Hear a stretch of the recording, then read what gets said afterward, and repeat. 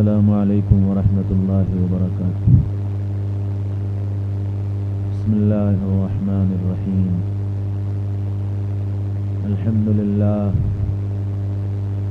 للہ الذی رفع السماوات بغیر عمد ترونها وألقى في الأرض رواسي أن تميد بكم وجعل فيها فجاجا سبلا لعلكم تهتدون ونشهد أن لا إله إلا الله وحده لا شريك له ونشهد أن سيدنا ونبينا ومولانا محمدا عبده ورسوله وصلى الله عليه وعلى آله وأصحابه وأزواجه وبارك وسلم تسليما كثيرا كثيرا، أما بعد فأعوذ بالله من الشيطان الرجيم، بسم الله الرحمن الرحيم۔ وإذ قال ربك للملائكة إني جاعل في الأرض خليفة قالوا أتجعل فيها من يفسد فيها ويسفك الدماء ونحن نسبح بحمدك ونقدس لك قال إني أعلم ما لا تعلمون۔ وقال رسول الله صلى الله تعالى عليه وسلم: ارتحلت الدنيا مدبرا وارتحلت الآخرة مقبلا ولكل واحدة منهما بنون فكونوا من أبناء الآخرة ولا تكونوا من أبناء الدنيا إن لكل يتبعها ولدها أو كما قال عليه الصلاة والسلام۔ قابل قدر، قابل احترام حضرات علماء کرام اور بہت ہی قابل قدر میرے بھائیوں، دوستوں، عزیزوں، بزرگوں،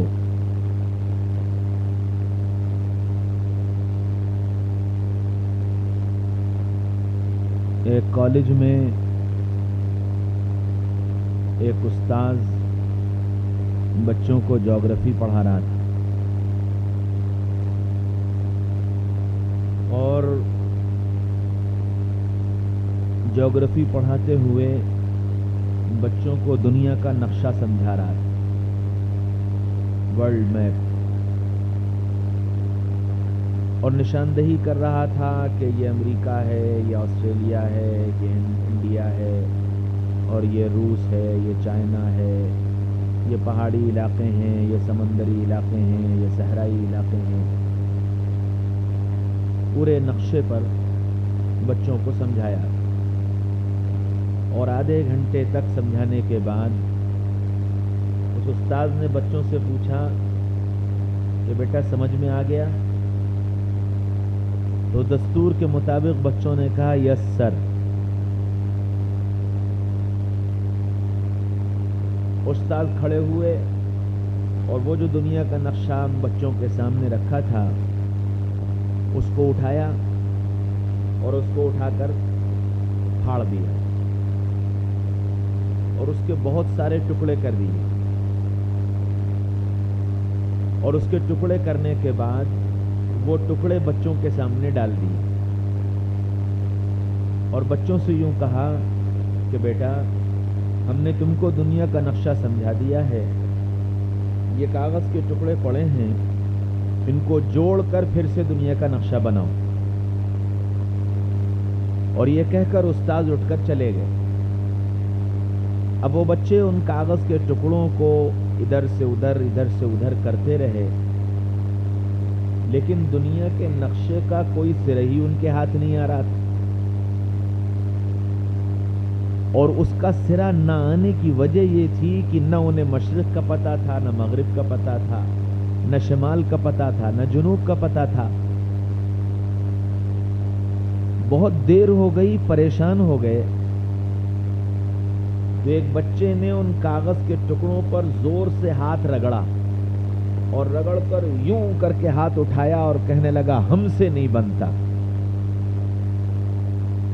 دوسرا لڑکا اٹھا، اس نے وہ سارے ٹکڑے سمیٹے اور سمیٹ کر کے یوں ہوا میں اڑا دیے اور اڑا کر کہنے لگا ہم سے نہیں بنتا۔ اب وہ جو کاغذ کے ٹکڑے ہوا میں اڑے واپس زمین پر گرے، کچھ سیدھے گرے کچھ الٹے گرے. ایک لڑکا کھڑا تھا، اس کے ایک کاغذ کے پرزے پر نگاہ پڑی جو الٹا گرا تھا، اس پر اسے انسانی آنکھ بنی نظر آئی. تو پھر اس نے گھوم کر دوسرے پرچے کو دیکھا تو ایک انسانی انگلی بنی نظر آئی. تو اس نے یہ کہا، دیکھو ایسا لگتا ہے دنیا کے نقشے کے پیچھے انسان کی تصویر بنی تھی. تو دنیا تو بہت بڑی، اور دنیا کی نہ مشرق کا ہمیں پتا، نہ مغرب کا پتا، نہ شمال کا پتا، نہ جنوب کا پتا، لیکن انسان تو چھوٹا سا ہے. اگر ہم دنیا کے نقشے کے بجائے انسان کو بنائیں تو کیسا ہو؟ تو وہ سارے بچوں کو بات سمجھ میں آ گئی، اور بچوں نے بیٹھ کر سارے کاغذ کے پرچے الٹے کر لیے. جتنے ٹکڑے پڑے تھے سب کو الٹا کر لیا. تو کسی پہ کان بنا تھا، کسی پہ انگلی بنی تھی، کسی پہ پیر بنا تھا، جسم کے سارے اعضاء ٹکڑوں کی شکل میں نظر آنے لگے. اب وہ بچوں نے آنکھ کی جگہ پر آنکھ لگائی، سر کی جگہ پر سر لگایا، کان کی جگہ پر کان لگایا، ہاتھوں کی جگہ پر ہاتھ لگایا. تھوڑی دیر کے اندر سب بچوں نے مل کر کے ایک پورے انسان کی تصویر بنا کر تیار کر دی. بچے بڑے خوش ہوئے. ایک بچہ بولا ذرا پلٹ کر دیکھو کیا بنا. اب وہ جو پلٹ کر دیکھا تو دنیا کا نقشہ بن کر تیار ہو گیا. بچے بڑے خوش ہوئے اور دوڑتے بھاگتے آئے، سر سر سر ہم نے دنیا کا نقشہ بنا دیا، ہم نے دنیا کا نقشہ بنا دیا. استاذ باہر نکلے، کہنے لگے کہ تم نے دنیا کا نقشہ کیسے بنایا اتنی جلدی؟ تمہیں تو نہ مشرق کا پتا، نہ مغرب کا پتا، نہ شمال کا پتا، نہ جنوب کا پتا، نہ صحرا کا پتا، نہ سمندر کا پتا، نہ پہاڑوں کا پتا، نہ علاقوں کا پتا. تم نے دنیا کا نقشہ کیسے بنا دیا، وہ بھی اتنی جلدی؟ تو ایک بچہ بولا، سر ہم نے دنیا کا نقشہ نہیں بنایا، ہم نے دنیا کے نقشے کے پیچھے ایک انسان کی تصویر بنی تھی، اس کو بنایا تو دنیا کا نقشہ بن گیا. استاذ کہنے لگے، بس میرے بچوں، ہم تم کو یہی سمجھانا چاہتے تھے، انسان بن جاتا ہے تو دنیا بن جاتی ہے، انسان بگڑ جاتا ہے تو دنیا بگڑ جاتی ہے. انسان بن جاتا ہے تو دنیا بن جاتی ہے، اور انسان بگڑ جاتا ہے تو دنیا بگڑ جاتی ہے. اسی وجہ سے اللہ تعالیٰ نے آدم علیہ السلام سے لے کر سیدنا محمد رسول اللہ صلی اللہ علیہ وسلم تک جتنے انبیاء کرام بھیجے، سارے نبیوں کو انسانوں کے بنانے کی محنت دے کر بھیجا. دنیا میں کوئی نبی بلڈنگیں بنانے نہیں آیا، فیکٹریاں بنانے نہیں آیا، گاڑیاں بنانے نہیں آیا، کاروبار بنانے نہیں آیا، بلکہ ہر نبی دنیا کے اندر انسانوں کو بنانے کی محنت لے کر کے آیا. اور جب جب نبی آئے اور نبیوں نے آ کر انسانوں پر محنت کی اور انسان بنے، تو دنیا میں امن آیا، دنیا میں چین آیا، دنیا میں سکون آیا، دنیا میں خیر سگالی آئی، دنیا میں برکتیں آئیں، دنیا چین و سکون کا گہوارہ بن گئی. اور جیسے جیسے انسان بگڑتا گیا، دنیا بگڑتی چلی گئی.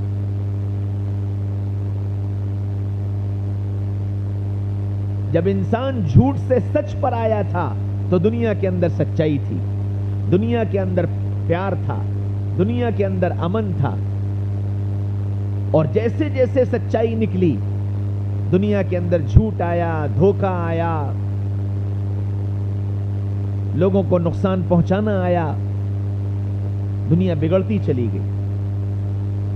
اور جتنا بگاڑ بڑھا، اللہ نے اس بگاڑ کو سدھارنے کے لیے نبیوں کو بھیجا. ہر نبی آ کر اسی بات کی محنت کرتا تھا، اور سارے نبیوں کا ایک کامن پیغام تھا. آدم علیہ السلام سے لے کر محمد رسول اللہ صلی اللہ علیہ وسلم تک، انی لکم ناصح امین، اے لوگوں میں تمہارا خیر خواہ بن کر کے آیا ہوں. ہر نبی یہ کہتا تھا کہ ہم انسانیت کے خیر خواہ بن کر آئیں، ہم ان کی بھلائی چاہتے ہیں، ہم ان کو کامیاب کرنا چاہتے ہیں. اور ہر نبی یہ کہتا تھا ما اسألکم علیہ من اجر ان اجری الا علی رب العالمین، ہم تم سے کوئی بدلہ نہیں چاہتے، بدلہ ہم کو اللہ دے گا. یہ ہر نبی کی دعوت تھی اور ہر نبی کا پیغام تھا. چنانچہ ہمارے اور آپ کے آقا سیدنا محمد رسول اللہ صلی اللہ علیہ وسلم جب تشریف لائے ہیں تو انسانیت ریزہ ریزہ ہو چکی تھی، ٹکڑے ٹکڑے ہو چکی تھی، سب کچھ بکھرا ہوا تھا، اور اتنا ٹکڑے ہو چکی تھی کہ اس کو اپنے سگوں کا بھی درد باقی نہیں رہ گیا تھا. اپنی اولاد کو اپنے ہاتھ سے زندہ درگور کر رہی تھی، اپنی عورتوں کو جوئے میں ہار جایا کرتی تھی، اپنے رشتہ داروں کی گردن اپنے ہاتھ سے اتار لیا کرتی تھی. اتنی گئی گزری انسانیت ہو گئی تھی، اور انسانیت اتنی ٹکڑا ٹکڑا ہو چکی تھی کہ اس کو سمیٹنا، اس کو سنوارنا، اس کو بنانا ایک بہت بڑا کام تھا جو محمد رسول اللہ صلی اللہ علیہ وسلم نے انجام دی. اور حضرت محمد صلی اللہ علیہ وسلم نے پھر انسان کو انسان بنایا، اور ایسا انسان بنایا کہ قیامت تک کے آنے والے انسانوں کے لیے آپ صلی اللہ علیہ وسلم کے تیار کیے ہوئے انسان نمونہ بن گئے، آئیڈیل بن گئے.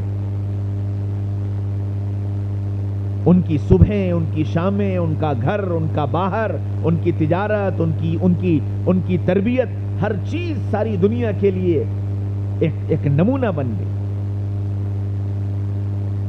وہ علاقہ، وہ زمین، وہ دھرتی جس علاقے پر کوئی حکومت کرنے کو تیار نہیں تھا، کوئی وہاں امن قائم کرنے کو سوچ نہیں سکتا تھا، کوئی وہاں محبتوں کا پیغام سنا نہیں سکتا تھا، ایسی زمین پر حضرت محمد صلی اللہ علیہ وسلم نے محنت کر کے اس انسانیت کو اس رنگ میں رنگا کہ وہی زمین امن کا گہوارہ بن گئی. محبتوں کا پیغام وہاں سے دنیا کو پہنچنے لگا، اور پھر وہی نہیں بلکہ وہاں سے نکلنے والوں نے دنیا کے چپے چپے میں جا کر امن قائم کر دیا. اور اتنا امن آیا کہ سیدنا عمر رضی اللہ عنہ کا زمانہ آتے آتے آدھی دنیا میں امن قائم ہو گیا، اور ایسا زبردست امن قائم تھا کہ انسان تو انسان، جانور بھی ایک دوسرے پر ظلم کرنے کی پوزیشن میں نہیں تھے. بھیڑیا اور بکری ایک ساتھ پانی پی رہے تھے. اتنی زبردست محنت کی تھی محمد رسول اللہ صلی اللہ علیہ وسلم، اور ایسی جماعت تیار کی تھی کہ اس جماعت کا ایک ایک فرد قیامت تک کے آنے والے انسانوں کے لیے نمونہ بنا. سیدنا عمر رضی اللہ عنہ بیٹھے ہوئے، زمین ہلنے لگی، زلزلہ آ گیا. حضرت عمر رضی اللہ عنہ نے پیر اٹھایا اور اٹھا کر زور سے زمین پر مارا، اور یوں کہا کہ وہ زمین کیوں حرکت کرتی؟ کیا میں نے تیرے اوپر انصاف نہیں قائم کر رکھا؟ اور وہ ہلتی زمین تھم گئی. اتنا زبردست امن اور چین اور سکون اور انصاف تھا. صنعاء سے 1500 کلومیٹر کا سفر کر کے ایک عورت مکہ مدینہ منورہ آتی ہے، اس کے جسم پر زیورات ہیں، اس کے پاس مال و اسباب ہیں. مدینہ آنے کے بعد سیدنا عمر رضی اللہ عنہ سے پوچھتے ہیں، بہن تم کو راستہ کیسا ملا؟ تم کو صنعاء سے لے کر مدینہ تک کسی طرح کی پریشانی تو نہیں ہوئی؟ وہ کہنے لگی، میں تو گھر سے باہر نکلی نہیں اور مدینہ پہنچ گئی. حضرت عمر کہنے لگے، کیا مطلب؟ کہنے لگی، امیر المومنین، جس طرح گھر کے اندر ایک انسان اپنے مال و متاع کے ساتھ محفوظ اور مامون رہتا ہے، صنعاء سے لے کر مدینہ تک سارا راستہ اتنا محفوظ اور اتنا مامون تھا کہ کسی ایک نے میری طرف نگاہ اٹھا کر نہیں دیکھی، مجھے لگا ہی نہیں کہ میں گھر سے باہر نکلی. یہ امن قائم کیا تھا سیدنا عمر رضی اللہ عنہ نے، اور ان غلاموں نے جن غلاموں کی تربیت کی تھی محمد رسول اللہ صلی اللہ علیہ وسلم. حضرت محمد صلی اللہ علیہ وسلم کو اللہ تعالیٰ نے آخری نبی بنا کر بھیجا. ما کان محمد ابا احد من رجالکم ولکن رسول اللہ وخاتم النبیین. کہ لوگوں، محمد صلی اللہ علیہ وسلم تم مردوں میں سے کسی کے باپ نہیں ہیں، بلکہ یہ اللہ کے رسول ہیں اور ہم نے ان پر نبوت کو ختم کر دیا ہے. ان کے بعد اب کوئی نبی نہیں آئے گا. تو اب یقینی بات ہے کہ جب آپ صلی اللہ علیہ وسلم پر نبوت ختم ہو گئی تو پھر آپ کو جو زندگی دی گئی، جو تہذیب دی گئی، جو کلچر دیا گیا، وہ کامل اور مکمل تھا اور قیامت تک کے آنے والی انسانیت کے لیے تھا. اور گویا یہ بتا دیا گیا کہ ساری انسانیت کامیاب اس وقت ہوگی جب مکمل طور پر حضرت محمد صلی اللہ علیہ وسلم والی تہذیب اور حضرت محمد صلی اللہ علیہ وسلم والا کلچر اختیار کرے گی. چنانچہ آپ اگر تاریخ پر غور کریں گے تو دنیا کے اندر دو کلچر ملتے ہیں. دو کلچر ملتے ہیں. ایک وہ کلچر ہے جس کلچر کو محمد صلی اللہ علیہ وسلم لے کر آئے تھے. ایک وہ تہذیب ہے جو تہذیب محمد صلی اللہ علیہ وسلم لے کر کے آئے تھے، جس کو اسلامی تہذیب کہا جاتا ہے. اور ایک وہ کلچر ہے جو دنیا کی اور قوموں نے چلایا اور دنیا کی اور قوموں نے اس کو کلچر بنایا اور اسی کے اندر اپنی ترقی اور اپنی کامیابی سمجھی. اگر آپ غور کریں تو بالکل اس کی پیرلر پوزیشن ہے. ایک انگریز فلاسفر ہے، اس نے انسانوں کی تہذیب کا خلاصہ ایک جملے میں نقل کیا ہے کہ انسان کا اصل کیا ہے. یہ ایک انگریز نے بتایا. وہ کہتا ہے human being is a social animal, کہ انسان ایک سماجی جانور ہے. انسان ایک سماجی جانور ہے. اور بالکل اس کے مقابلے میں محمد رسول اللہ صلی اللہ علیہ وسلم نے اللہ کا پیغام سنایا، انی جاعل فی الارض خلیفہ، کہ ہم نے تم کو زمین پر اپنا نائب اور اپنا خلیفہ، اپنا نمائندہ اور اپنا شہزادہ بنا کر کے بھیجا. گویا یہ دو کلچر ہیں. ایک کلچر یہ کہتا ہے کہ تم جانور ہو، ایک کلچر یہ کہتا ہے کہ تم اس دھرتی پر اللہ کے نائب اور خلیفہ ہو. اب جس نے جو بتایا، جس نے یہ کہا کہ تم جانور ہو، تو پھر اس نے زندگی کے سارے اصول و ضوابط سب جانوروں والے بتائے. اور جس نے شہزادہ بتایا، جس نے اپنا نائب اور اپنا خلیفہ بتایا، اس نے زندگی کے سارے اصول اور سارے ضوابط شاہانہ بتائے. فیصلہ ہمیں کرنا ہے کہ ہم کس کلچر کو پسند کرتے ہیں اور اپنا شمار کن میں کرانا چاہتے ہیں. انگریز یہ کہتا ہے کہ تم ایک سماجی جانور ہو. جانوروں کے ہاں ماں باپ کا کوئی تصور نہیں. جانوروں کے ہاں ماں باپ کا کوئی تصور نہیں. تو انگریز بھی یہی کہتا ہے، تم 13 سال کے ہو گئے، تمہیں ماں باپ سے آزاد رہنا چاہیے. تم 18 سال کے ہو گئے، تم اپنی مرضی کے مالک ہو، جو چاہے کرو. میرا ایک دوست گیا ناروے ایز اے پروفیسر. اس کو وہاں مکان الاٹ ہوا، تو جس وقت وہ مکان کے لیے مینیجر کے پاس گیا تو اس نے پوچھا کہ آپ کی شادی ہو گئی؟ انہوں نے کہا ہو گئی. بچے ہیں کہ ہاں ہیں. کئے بچے ہیں؟ انہوں نے کہا 2 بیٹیاں ہیں. کہنے لگا کہ آپ کی بڑی بیٹی کتنے سال کی ہے؟ انہوں نے کہا بھائی تم کو مکان سے اور میری بیٹی کی عمر سے کیا تعلق؟ مجھے مکان الاٹ کرو.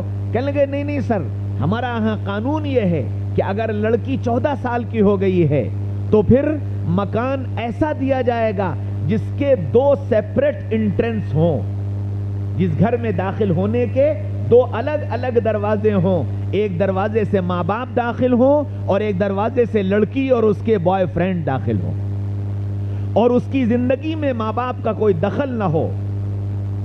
اور اگر لڑکی اس سے چھوٹی ہے تو پھر سنگل انٹرسٹ، یعنی ایک ہی دروازے والا مکان آپ کو دیا جائے گا جہاں آپ اور آپ کی اولاد ایک ساتھ داخل ہو سکے. تو جانوروں کے ہاں ماں باپ کا کوئی تصور نہیں ہوتا. تم آزاد ہو. اور اسلام کیا کہتا ہے؟ محمد رسول اللہ کیا کہتے ہیں؟ قرآن کیا کہتا ہے؟ ربک الا تعبدوا الا ایاہ وبالوالدین احسانا اما یبلغن عندک الکبر احدہما او کلاہما فلا تقل لہما اف ولا تنہرہما وقل لہما قولا کریما. اس دھرتی پر جیسے یہ طے کر دیا گیا کہ پوجا ایک اللہ کی ہوگی اور عبادت ایک اللہ کی ہوگی، اسی طرح یہ بات بھی طے کر دی گئی کہ ماں باپ کے ساتھ احسان کا معاملہ کیا جائے گا. انصاف نہیں، احسان کا معاملہ کیا جائے گا. ایک تہذیب یہ کہتی ہے کہ ماں باپ بوڑھے ہو جائیں ان کو اولڈ ہاؤس میں داخل کر دو. تم جوان ہو، تمہاری زندگی میں ان کا انٹرفیئر نہ ہو، تم آزاد ہو، جیسے چاہو رہو، جس کے ساتھ چاہو رہو، جہاں چاہو رہو، ماں باپ کی قید و بند میں اور ماں باپ کی خدمت میں رہنے کے لیے اب تمہاری ضرورت نہیں. کیونکہ جانور ہو، جانور پیدا ہونے کے بعد اپنے ماں باپ کو بھول جاتا ہے. جہاں اس کے اندر اڑنے کی طاقت آتی ہے، اپنا شکار کرنے کی طاقت آتی ہے، خود کھا لینے کی اور خود اپنے کو بچا لینے کی طاقت آ جاتی ہے، پھر وہ ماں کو بھی بھول جاتا ہے، باپ کو بھی بھول جاتا ہے. تم جانور ہو اس لیے تم بھی ایسے ہی بن جاؤ. ایک تہذیب یہ بتاتی ہے، اور ایک تہذیب یہ بتاتی ہے کہ نہ، تم اللہ کے نائب ہو، اس دھرتی پر ہمارے خلیفہ ہو، تم شہزادے ہو. جس طرح بادشاہ اپنی رعایا کی فکر کرتا ہے، شہزادہ اپنی حکومت کو بچانے کی اور اس کی ترقی کی فکر کرتا ہے. تمہاری ذمہ داری ہے کہ تم اپنے ماں باپ کا سہارا بنو. اور کیسا سہارا بنو؟ پہلی بات تو یہ بتائی کہ تم ان کی اطاعت کرنا، ان کا کہنا ماننا. کتنا کہنا ماننا؟ کہ وہ تمہاری مرضی کے خلاف، تمہاری مزاج کے خلاف، تمہاری طبیعت کے خلاف تم سے کوئی بات کہیں، اس پر تم کو غصہ آئے، تم کو وہ بات ناگوار گزرے. وَلَا تَقُلْ لَهُمَا اُفْ. اس سب کے باوجود تم ان سے اف بھی مت کہنا. وَلَا تَنْهَرْهُمَا. ان کو جھڑکنا مت، ان پر اپنی آواز کو تیز مت کرنا، ان پر چلانا مت، ان کو ڈانٹنا مت. جس وقت تمہاری طرف وہ مدد کے لیے محبت بھری نگاہ اٹھائیں تو تم ان کو مایوس مت کرنا. اور جب تم ان کے پاس بیٹھنا تو کیا کرنا؟ وَقُلْ لَهُمَا قَوْلًا كَرِيمًا. ان سے پیار کی باتیں کرنا اور پیار سے باتیں کرنا. پیار کی باتیں کرنا اور پیار سے باتیں کرنا کہ تمہارے زبان سے نکلنے والے بول ان کے چہرے پر مسکراہٹ لے آئیں. تمہاری نگاہوں کا مل جانا ان کے دل کو سکون دے دے. ماں باپ ایک تصور یہ ہے، اسلام نے یہ تصور دیا ہے. فیصلہ ہمیں کرنا ہے. ہم کون ہیں؟ اپنی طرز زندگی سے، اپنے طرز عمل سے ہم کو ثابت کرنا ہے کہ ہم اپنے آپ کو سماجی جانور سمجھتے ہیں یا ہم اپنے آپ کو اللہ کا نائب اور اللہ کا خلیفہ سمجھتے ہیں. جانوروں کے یہاں خدمت کا کوئی تصور نہیں. اور محمد رسول اللہ صلی اللہ علیہ وسلم نے یوں بتا دیا کہ تمہاری ماں کے قدموں کے نیچے تمہاری جنت، تمہارے باپ کی رضا میں تمہاری رضا، اللہ کی رضا. تمہاری جنت کا دروازہ تمہارے باپ کے قدموں کے نیچے. تمہاری ساری عبادتوں پر سب سے زیادہ بھاری ہے ماں باپ کی خدمت. یہ محمد رسول اللہ کا دیا ہوا نظریہ ہے، یہ ان کی دی ہوئی تہذیب ہے. فیصلہ تمہیں کرنا ہے کہ ہم اپنے آپ کو کس تہذیب کا دلدادہ بنا رہے ہیں. انگریز نے یہ کہا کہ تم جانور ہو، جانوروں کے ہاں پاکی اور ناپاکی کوئی چیز نہیں ہوتی. جہاں چاہا کھڑے ہو کر پیشاب کر لیا، جہاں چاہا اپنی قضائے حاجت سے فارغ ہو گئے. نہ ان کے ہاں استنجے کا کوئی تصور، نہ پیشاب کی چھینٹوں سے بچنے کا کوئی تصور، نہ گندگی اور ناپاکی سے بچنے کا کوئی تصور. جانور ہیں.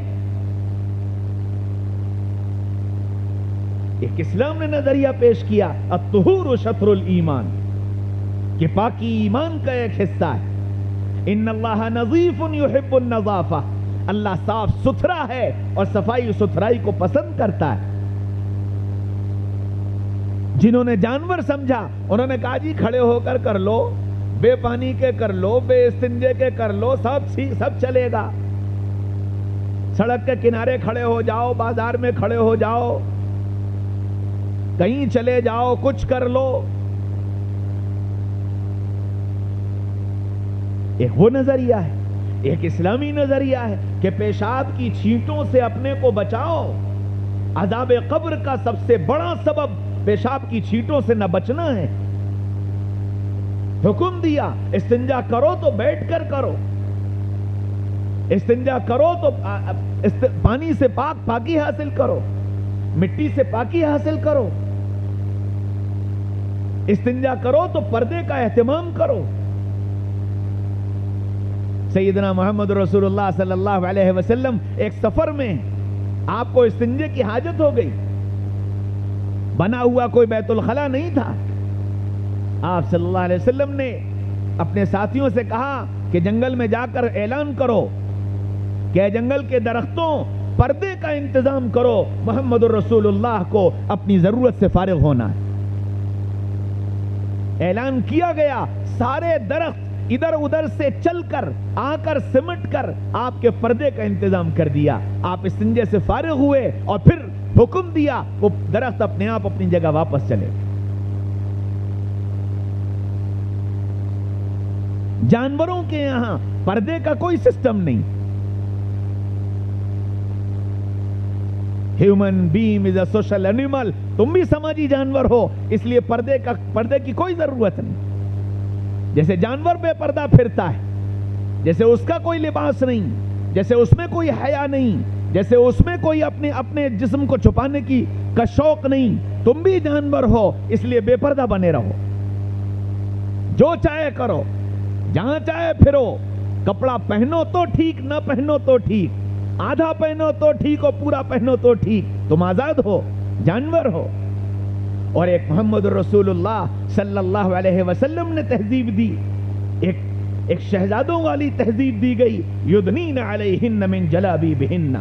اے محمد صلی اللہ علیہ وسلم اپنی عورتوں سے کہیے جب گھر سے نکلا کریں اپنے آپ کو چادر میں لپیٹ کر نکلا کریں۔ فیصلہ ہمیں کرنا ہے، ہم نے اپنے آپ کو کیا سمجھا ہے؟ ہم نے جانور سمجھا یا ہم نے انسان سمجھا ہے؟ اپنے آپ کو جانوروں کا نمائندہ سمجھا ہے یا اپنے آپ کو اللہ اور اس کے رسول کا نمائندہ سمجھا ہے؟ ہم نے کس کا نمائندہ سمجھا ہے؟ جانوروں میں نکاح کا کوئی تصور نہیں، شادی کا کوئی تصور نہیں۔ جانوروں کے ہاں تو جب جس کی شہوت غالب آئی، جو سامنے آیا اس سے اس نے منہ مار لیا اور اپنی شہوت کو پورا کر لیا، اور اسی پر مطمئن ہے، نہ اس میں کوئی شرم ہے، نہ کوئی حیا ہے، نہ کوئی غیرت ہے، نہ کوئی اپنی اس کرتوت پر کوئی شرمندگی ہے، کوئی ندامت ہے۔ جانوروں کے ہاں یہ سب کچھ نہیں ہوتا۔ اس کے مقابلے میں انسانوں کے یہاں محمد رسول اللہ کی تہذیب میں اور شہزادوں کے یہاں ایک کلچر دیا گیا، اللہ نے شہوت رکھی ہے، اس کا راستہ دیا گیا، حلال راستہ بتایا گیا، نکاح کا حکم دیا گیا، فیملی سسٹم بنایا گیا، بیوی کو ایک حق دیا گیا، اولاد کا ایک حق دیا گیا، اس کا انتظام کیا گیا۔ ہم جانور ہیں، جہاں چاہے منہ مار لے، جس چاہے ہوٹل کو آباد کر لیں، جس چاہے کلب کو آباد کر لیں، جہاں چاہے رات گزار لیں، جس کے ساتھ چاہے منہ مار لیں۔ جس طرح جانور جگہ جگہ منہ مارتا پھرتا ہے، انسانوں کو بھی منہ مارنے والا بنا دیا گیا، کیونکہ تصور ہی یہ دیا گیا کہ تم سماجی جانور ہو، کلچر ہی یہی بتایا گیا کہ تم سماجی جانور ہو۔ اس لیے اس تہذیب میں کوئی فیملی سسٹم نہیں۔ دنیا کے ملکوں کے اندر آپ جائیے، وہاں آپ سے آپ کے باپ کا نام نہیں پوچھا جاتا ہے، وہاں ماں کا نام پوچھا جاتا ہے، کیونکہ باپ کا تو پتہ ہی نہیں باپ کون ہے۔ جیسے جانور کو نہیں پتا ہوتا کہ اس کا باپ کون ہے۔ جانور اپنی ماں کو تو پہچانتا ہے، جانور اپنے باپ کو نہیں پہچانتا۔ پتہ ہی نہیں اسے اس کا باپ کون. یہی سسٹم دیا گیا کہ تم باپ چاہے جس کو بنا لینا. یہ سسٹم ہے اور دنیا میں یہ چل رہا ہے. اس کے مقابلے میں اسلام نے ایک پورا فیملی سسٹم دیا ہے, ایک فیملی نظام دیا ہے. شادی کرو, بیوی کا حق بتایا, بیوی کا حق بتایا, اولاد کا حق بتایا. شادی کرو تو پھر کیسے اس بیوی کو کیسے رکھو, اس کی عزت, اس کی عصمت, اس کی حفاظت تمہاری ذمہ داری. فیملی سسٹم قائم کیا تو فرمایا وَعَاشِرُوهُنَّ بِالْمَعْرُوفِ. اے محمد صلی اللہ علیہ وسلم, ان نکاح کرنے والے مردوں اور عورتوں سے کہیے کہ آپس میں بہت اچھی طرح سے رہا کریں, بہت اچھی طرح سے رہا کریں. ان سے کہیے ہن لباس لکم وانتم لباس لہن. اے مردوں تم عورتوں کے لیے لباس کی جگہ پر ہو, اور اے عورتوں تم مردوں کے لیے لباس کی جگہ پر ہو. کیا مطلب؟ جیسے جسم کے عیب میرا یہ لباس چھپائے ہوئے ہے, اسی طرح اے مردوں تم اپنی عورتوں کے عیبوں کو چھپا لو, اور اے عورتوں تم اپنے مردوں کے عیبوں کو چھپا لو. ہم نے عیبوں کو چھپانے کے لیے تم کو ایک دوسرے کے ساتھ جوڑا ہے. ایک دوسرے کی کمیوں کو اچھالتے مت پھرو, ایک دوسرے کی غلطیوں کو گاتے مت پھرو, بلکہ آپس میں بیٹھ کر مسئلے کو حل کرو. سیدنا محمد رسول اللہ صلی اللہ علیہ وسلم ایک دن حضرت فاطمہ رضی اللہ عنہا کے گھر تشریف لائے. معمول تھا روزانہ آنے کا. آج تشریف لائے تو فاطمہ بڑی رنجیدہ بیٹھی تھی. بیٹا کیا ہوا؟ کہنے لگیں ابا علی سے لڑائی ہو گئی اور علی ناراض ہو کر چلے گئے, پتہ نہیں کہاں گئے. فرمایا اچھا میں ابھی علی کو تلاش کر کے لاتا ہوں. اللہ کے رسول فوراً گھر سے باہر نکلے. اور اس زمانے میں تو جو ناراض ہو اس کا بھی ٹھکانہ مسجد, جو خوش ہو اس کا بھی ٹھکانہ مسجد.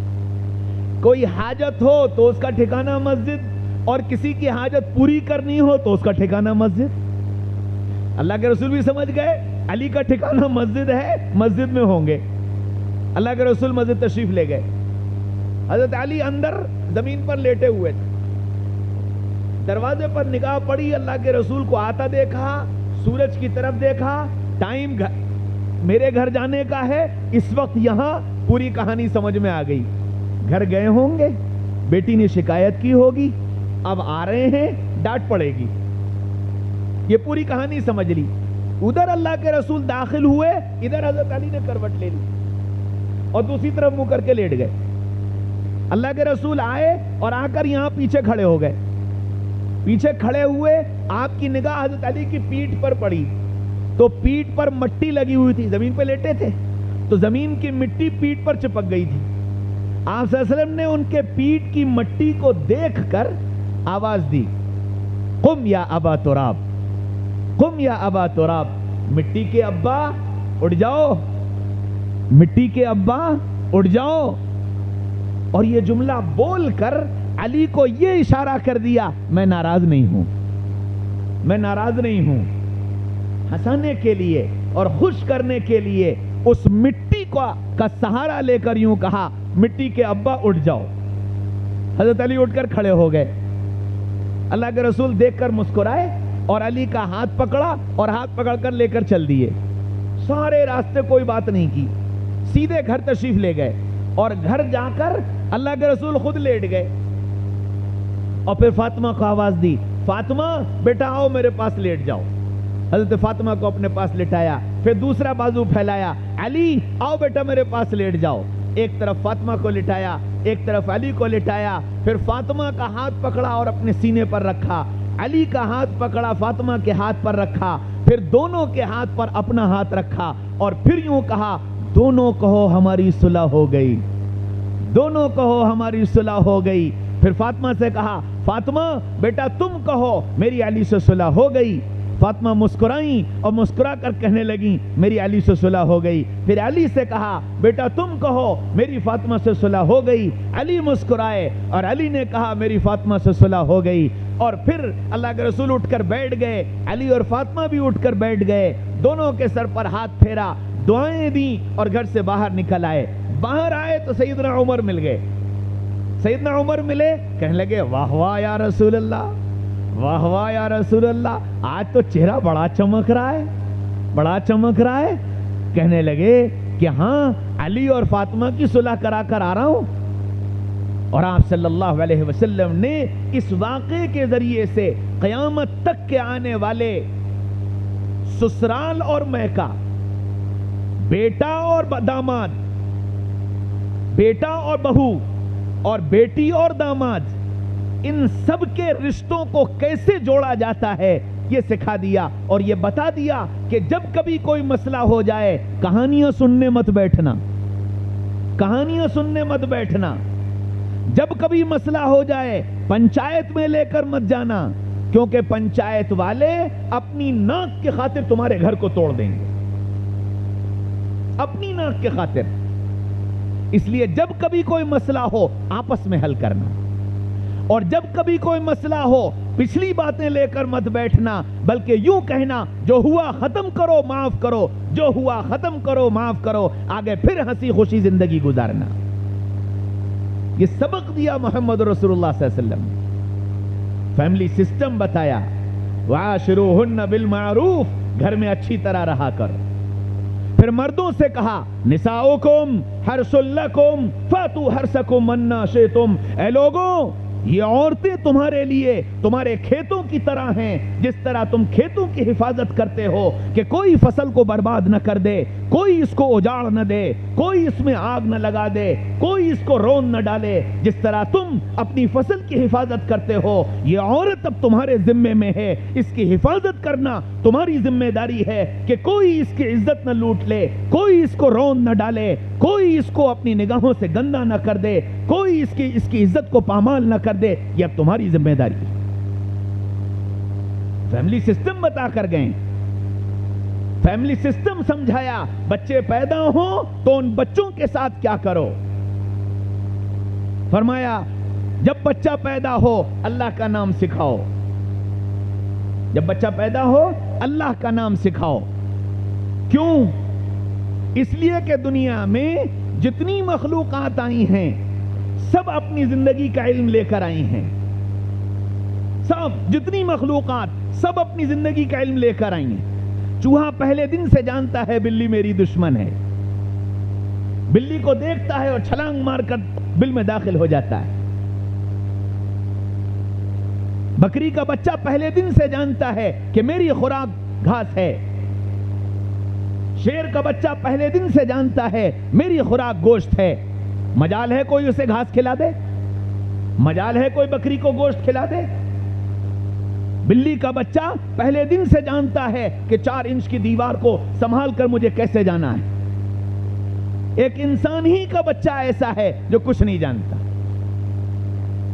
اور یہ میں نہیں کہہ رہا ہوں، قرآن کہہ رہا ہے واللہ اخرجکم من بطون امہاتکم لا تعلمون شیئا، تم دنیا میں اس طرح آئے ہو کہ تم کچھ نہیں جانتے، جاہل بن کر کے آیا، جاہل بن کر کے آیا دنیا میں، یہاں تک کہ جتنی دنیا میں مخلوقات ہیں سب کی اپنی زبان ہے، انسان بیچارہ ایسا ہے جس کی اپنی کوئی زبان نہیں۔ طوطا ہندوستان میں پیدا ہو تو بھی ٹینٹیں بولتا ہے، امریکہ میں پیدا ہو تو بھی ٹینٹیں بولتا ہے، عرب میں پیدا ہو تو بھی ٹینٹیں بولتا ہے، فرانس میں پیدا ہو تو بھی ٹینٹیں بولتا ہے۔ بکری ہندوستان میں پیدا ہو تو بھی میں بولتی ہے، عرب میں پیدا ہو تو بھی میں بولتی ہے، اور آسٹریلیا میں پیدا ہو تو بھی میں بولتی ہے۔ اور انسان ہندوستان میں پیدا ہوا تو اردو بولنے لگا، عرب میں پیدا ہوا تو عربی بولنے لگا، امریکہ میں پیدا ہوا تو انگلش بولنے لگا، چائنا میں پیدا ہوا تو چائنیز بولنے لگا، فرانس میں پیدا ہوا تو فرینچ بولنے لگا۔ اس بیچارے کی تو اپنی کوئی زبان ہی نہیں۔ کرناٹک میں پیدا ہوا کنڑ بولنے لگا، آندھرا میں پیدا ہوا تیلگو بولنے لگا، بہار میں پیدا ہوا تو اردو بولنے لگا، گجرات میں پیدا ہوا گجراتی بولنے لگا، یو پی میں پیدا ہوا ہندی بولنے لگا۔ اس کی بیچارے کی اپنی کوئی زبان ہی نہیں۔ اس سے بھی زیادہ کوئی جاہل ہو سکتا ہے؟ اتنا جاہل دنیا میں سیکھ کر آیا تو صرف ایک کام سیکھ کر آیا، کیا؟ یہ زبان ہے نا، اس زبان کو یہاں سے لگانا سیکھ کر آیا ہے، کیونکہ اگر یہ زبان اپنے تالو سے لگانا نہ سیکھتا تو یہ دودھ بھی نہ پی پاتا، یہ دودھ بھی نہ پی پاتا۔ اس لیے بس اتنا کام سکھا دیا کہ زبان کو تالو سے لگا لو۔ اچھا، اتنا کام سکھا کر پھر نبی سے کہا کہ ان سے کہو اسے سب سے پہلے اللہ کا نام سکھائیں، کیوں کہ یہ سب سے آسان ہے، اور اس کا آدھا کام ہم نے اس کو سکھا دیا ہے، زبان کو تالو سے لگانا۔ اب صرف آواز کو اللہ کا نام دینا ہے، تو یوں کہا بچے کو اللہ کا نام سکھاؤ، بس کیا کرنا ہے؟ زبان کو تالو سے لگانا ہے اور آواز کو اللہ کے نام کے ساتھ نکالنا ہے۔ اللہ زبان تالو سے لگے گی اور اللہ کا نام نکل آئے گا۔ اللہ کا نام سکھاؤ۔ کیوں سکھاؤ؟ دنیا میں جتنے نام ہیں ان ناموں میں سب سے پیارا نام ہے اللہ۔ اور کیوں پیارا؟ دنیا میں کوئی نام اٹھا لو، میرا ہی نام لے لو، میرا نام ہے آدم، آدم میں سے دال نکال دو تو آم ہو جائے گا، آم ایک پھل کو کہتے ہیں۔ اچھا، الف کو ہٹا دو تو دم رہ جائے گا، دم خون کو کہتے ہیں۔ کوئی بھی نام آپ اٹھاؤ، اس نام میں سے کوئی لفظ ہٹاؤ گے مانا کچھ اور بن جائیں گے۔ اور اللہ کا نام کتنا پیارا کہ اللہ کے نام میں سے الف ہٹا دو تو کیا بچا؟ للہ ما فی السماوات وما فی الارض، زمین اللہ کی، آسمان اللہ کا۔ اچھا، الف کو باقی رکھو، پہلا لام ہٹا دو تو الہکم الہ واحد لا الہ الا هو الرحمن الرحیم، اللہ کے علاوہ کوئی معبود نہیں، تمہارا معبود ایک اکیلا اللہ ہے اور اس کے علاوہ کسی کی پوجا نہیں، کسی کی پرستش نہیں، کسی کی عبادت نہیں۔ اچھا، الف ہٹاؤ، پہلا لام بھی ہٹا دو تو کیا بچا؟ لہو ما فی السماوات وما فی الارض، زمین اسی اللہ کی، آسمان اسی اللہ کا۔ اچھا، الف ہٹاؤ، پہلا لام ہٹاؤ، دوسرا لام ہٹاؤ، کیا بچا؟ ہاں، تو هو اللہ الذی لا الہ الا ہو، وہی ایک اللہ ہے، اس کے علاوہ کوئی نہیں۔ اچھا، الف بھی ہٹاؤ، لام بھی ہٹاؤ، دوسرا لام بھی ہٹاؤ، ہاں بھی ہٹاؤ، خالی پیش کو باقی رکھو تو کیا بچا؟ ہو لا الہ الا ہو، اللہ کے علاوہ کوئی معبود نہیں۔ تو اللہ بھی اللہ، للہ بھی اللہ، الہ بھی اللہ، لہو بھی اللہ، ہو بھی اللہ، اتنا پیارا نام دنیا میں کوئی دوسرا نہیں۔ اس لیے اپنے بچے کو پہلا کام کیا کرو؟ اللہ کا نام سکھاؤ۔ شہزادے ہو، شہزادے ہو، تمہاری ایک تہذیب ہے، تمہارا ایک کلچر ہے، اللہ کا نام سکھاؤ، اللہ کا تعارف کراؤ، اللہ کی وحدانیت بتاؤ۔ میں نہیں کہتا، قرآن کہتا ہے امی جان، ابو جان، آپ کا کام ہے یا بنی لا تشرک باللہ، میرے بیٹے اللہ کے ساتھ کسی کو ساجی و شریک نہ بنانا، یہ سبق سکھانا تمہاری ذمہ داری ہے۔ کیوں؟ ہم نے تم کو فیملی سسٹم دیا، تم ان بچوں کے ذمہ دار ہو۔ جانور اپنے بچوں کا ذمہ دار نہیں ہوتا، جانور سے اس کے بچوں کے متعلق سوال نہیں ہوگا، تم انسان ہو، تم سے تمہارے بچوں کے متعلق سوال ہوگا۔ تم نے ان کو کیا سکھایا؟ تم نے ان کو کیا دیا؟ تم ان کو دنیا میں کون سا طریقہ دے کر کے آئے تھے؟ یہ جانور بن کر جیئیں گے یا یہ انسان بن کر جیئیں گے؟ کون سا طریقہ تم نے ان کو دیا تھا؟ ایک پورا سسٹم ہے جو اللہ تعالیٰ نے محمد رسول اللہ صلی اللہ علیہ وسلم کی معرفت ہم کو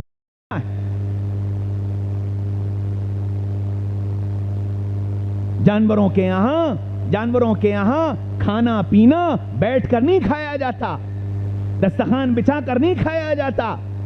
جانوروں کے یہاں سسٹم یہ ہے کہ تھالوں میں کھانا رکھ دو اور جانوروں کی زنجیر کھول دو، وہ کبھی جا کر اس تھال میں، کبھی اس تھال میں، کبھی اس تھال میں منہ ماریں گے اور پیٹ بھر لیں گے، آدھا گرائیں گے، آدھا چھوڑیں گے اور کھانا چھوڑ کر چلے جائیں گے۔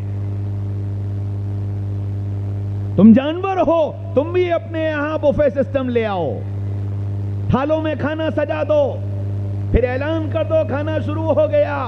10 مرتبہ تمہاری غرض ہو کھا لینا، نہ غرض ہو مت کھانا، ہماری بلا سے۔ اور پھر وہ بیچارہ پلیٹ لیے ہوئے پھرتا رہتا ہے کہ جی سالن یہاں رکھا ہے، روٹی وہاں رکھی ہے، میٹھا وہاں رکھا ہے، چاول ادھر رکھا ہے، اور کولڈ ڈرنک ادھر رکھی ہے، اور آئس کریم ادھر رکھی ہے. وہ پورے میدان میں پلیٹ لے کر چکر لگا رہا ہے. آدھا کھاتا ہے، آدھا گراتا ہے، آدھا پلیٹ میں چھوڑتا ہے اور اٹھا کر ڈسٹ بن میں ڈال دیتا ہے. جس طرح جانور کو کھانے کے گر جانے پر، کھانے کے ضائع ہو جانے پر، کھانے کے بچ جانے پر کوئی افسوس نہیں ہوتا، کوئی تکلیف نہیں ہوتی، تم بھی جانور ہو، جانوروں کی طرح کھایا کرو، جانوروں کی طرح کھلایا کرو. اس کے مقابلے میں محمد رسول اللہ صلی اللہ علیہ وسلم نے انسان بتایا، اللہ کا نائب بتایا، اللہ کا خلیفہ بتایا، تو کیا کہا؟ کھانا کھاؤ تو دسترخوان بچھا کر کھاؤ، کھانا کھاؤ تو بیٹھ کر کھانا کھاؤ. جانوروں کے یہاں کھانا جانور کا انتظار کرتا ہے، اور محمد رسول اللہ کے یہاں انسان کھانے کا انتظار کرتا ہے. ادب بتایا، کھانا تمہارا انتظار نہ کرے، تم کھانے کا انتظار کرو. پہلے تم بیٹھو، پھر کھانا دسترخوان پر لا کر رکھو. پہلے کھانا اٹھاؤ، پھر تم دسترخوان سے اٹھو. پھر یہ بتا دیا کہ دسترخوان پر جو ایک دانہ گر جاتا ہے، اللہ نے اس دانے کو اٹھا کر کھانے میں برکت رکھی. ایک صحابی ہیں، بادشاہ کے دسترخوان پر بیٹھے ہیں، کھانا کھا رہے ہیں. کھانا کھاتے میں ہاتھ سے لقمہ گر گیا تو جھکے اس لقمے کو اٹھانے کے لیے. بغل والے نے کوہنی ماری، کیا کر رہے ہو، کیا کر رہے ہو؟ یہ بادشاہ کا دسترخوان ہے، یہاں زمین پر گرا اٹھا کر نہیں کھایا کرتے. تو ان صحابی نے یوں گھور کر کے دیکھا اور کہنے لگے، اَأَتْرُكُ سُنَّةَ خَلِيلِي رسول اللہ صلی اللہ علیہ وسلم لِهَؤُلَاءِ الْحُمَقَاءِ. ارے میں اپنے محبوب صلی اللہ علیہ وسلم کی سنت کو ان بے وقوفوں کی وجہ سے چھوڑ دوں کہ ان کو برا لگے گا؟ یہ میرے آقا کی سنت ہے، کھانے کا لقمہ گر جائے اسے اٹھاؤ، صاف کر کے کھانے کے لائق ہو تو اسے کھا لو، اور اگر صاف کر کے کھانے کے لائق نہیں بچا تو اس کو ایسی جگہ رکھ دو کہ کوئی جانور آ کر اس کو کھا لے. رزق کو برباد مت کرو. سسٹم بتایا ہے، ایک تہذیب دی ہے، ایک کلچر دیا ہے. پھر جب یہ بتا دیا کہ اللہ کا تعارف کرا دو، پھر دوسری بات کہی، جس کلچر پر تمہیں انہیں چلانا ہے اور جو یہ کلچر لے کر آیا ہے، اس ذات کا نام ہے محمد الرسول اللہ صلی اللہ علیہ وسلم. تو اب تم ان کو محمد الرسول اللہ صلی اللہ علیہ وسلم کا تعارف کراؤ کہ محمد صلی اللہ علیہ وسلم کون ہیں، آپ کی شان کیا ہے، آپ کا مقام کیا ہے، آپ کے کمالات کیا ہیں. ان کو تعارف کراؤ، اتنا تعارف کراؤ، اتنا تعارف کراؤ کہ ان کے دلوں میں محمد صلی اللہ علیہ وسلم کی محبت کے چراغ جل اٹھیں اور ایسی محبت کرنے والے بن جائیں کہ حضرت محمد صلی اللہ علیہ وسلم کے طریقے کے خلاف قدم اٹھانا، چلنا یا کوئی کام کرنا ان کو گوارا نہ ہو کہ نہ، میں اس کام کو ایسے نہیں کر سکتا، اس سے میرے آقا کا دل دکھے گا.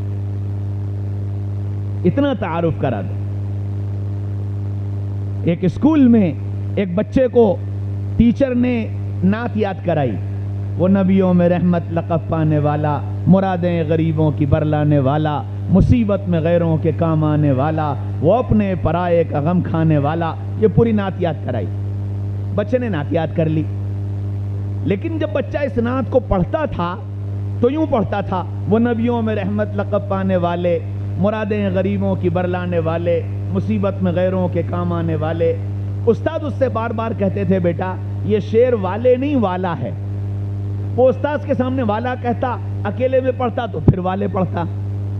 جلسہ ہوا، جلسے میں اس بچے کی آواز بہت اچھی تھی، چھوٹے کلاس کا بچہ تھا، پڑھتا بہت اچھا تھا. اس کو نعت پڑھنے کے لیے بلایا گیا. اس نے آ کر یہی نعت پڑھی، وہ نبیوں میں رحمت لقب پانے والے، مرادیں غریبوں کی برلانے والے، مصیبت میں غیروں کے کام آنے والے. اس نے یہ پوری نعت پڑھ دی. پڑھ کے وہ چلا گیا. پھر وہاں کوئی ایک میرا جیسا محبت سے ناآشنا بیٹھا ہوا تھا، اس کی تقریر تھی۔ وہ جب تقریر کرنے کے لیے آیا تو اس نے یہ کہا کہ آج کل استاذ بچوں پر دھیان نہیں دیتے اور اس بچے نے ساری نعت غلط پڑھی ہے۔ مولانا حالی کی کا یہ پورا مسدس ہے اور مولانا حالی نے اس مسدس کو والا کے وزن پر کہا ہے اور پوری نعت والا والا کر کے ہے، اور اس بچے نے ساری نعت والے والے کر کے پڑھی، اور یہ صرف اس وجہ سے ہے کہ استاذ درجے میں دھیان نہیں دیتا۔ اوہو، استاذ کے تو کاٹو خون نہیں، بھرے مجمع میں رسوائی ہو گئی۔ بہرحال جیسے تیسے جلسہ ختم ہوا، اگلے دن اسکول کھلا، کلاس میں ٹیچر پہنچے، یہ استاد بھی اس بچے کے کلاس میں پہنچے، 50-60 بچوں کا کلاس تھا۔ ان کی نگاہ اس بچے پر پڑ گئی، غصہ تو پہلے ہی تھا اس کو دیکھ کر اور 7ویں آسمان پر۔ اب انہوں نے سوچا کہ اسے سزا دینی، تو انہوں نے کہا کہ بچوں آج میں تم سے کچھ سوالات کروں گا اور جس سے پوچھوں گا وہی جواب دے گا۔ تو انہوں نے الگ الگ سوالات بچوں سے کیے۔ اب اس بچے کی باری آئی، نرسری LKG کلاس کا بچہ۔ اس سے کہا ہاں بھائی تم بتاؤ ہمارے نبی کا پورا نام کیا تھا، کہاں پیدا ہوئے، کہاں ہجرت کر کے گئے اور کب وفات ہوئی، یہ 4 جواب دو۔ وہ بچہ خاموش، پھر پوچھا پھر خاموش، پھر پوچھا پھر خاموش۔ بس موقع آ گیا، یہ اٹھے اور اس کی سیٹ پر گئے اور جا کر کے اس سے کہا بتاؤ، اور وہ چپ چاپ بیٹھا رہا۔ تو ایک تھپڑ مارا اور کہا کہ تو ضدی ہے، میں نے نعت میں 10 مرتبہ تجھے بتایا کہ والا والا ہے، لیکن تو نے پھر بھی ضد میں آ کر والے پڑھی، اور اب میں تجھ سے یہ سوال کر رہا ہوں، میں یہ جانتا ہوں تیرے گھر کا ماحول ایسا ہے کہ یہ ہو نہیں سکتا تجھے ان سوالوں کے جواب پتہ نہ ہو، تو ضد کی وجہ سے جواب نہیں دے رہا ہے، بتا کیا جواب ہے۔ وہ پھر نہیں بولا تو دوسرا تھپڑ اور تیسرا تھپڑ اور چوتھا تھپڑ۔ اتنے میں انٹرول ہو گیا۔ استاد نے کہا اگر انٹرول کے بعد تو نے سوالوں کے جواب نہ دیے تو میں چھڑی سے تیری کھال اتار دوں گا۔ تو نے بھرے مجمع میں میری رسوائی کروائی۔ یہ کہہ کر استاد چلے گئے، بچے بھی باہر کھیلنے نکل گئے۔ یہ بچہ اپنی سیٹ پر بیٹھا روتا رہا، آنسو بہاتا رہا۔ تھوڑی دیر کے بعد اٹھا، باتھ روم گیا، ہاتھ منہ دھویا اور واپس آ کر پھر اپنی سیٹ پر بیٹھ گیا۔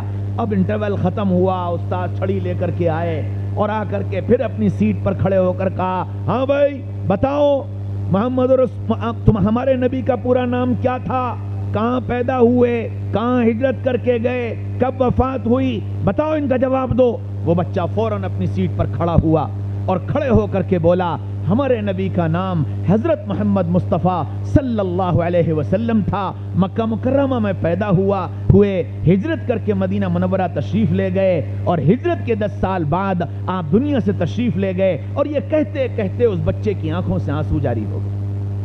اب یہ استاد حیران ہوئے کہ یہ بچہ جواب نہیں دے رہا تھا اور اب جواب دیے تو رو رہا ہے۔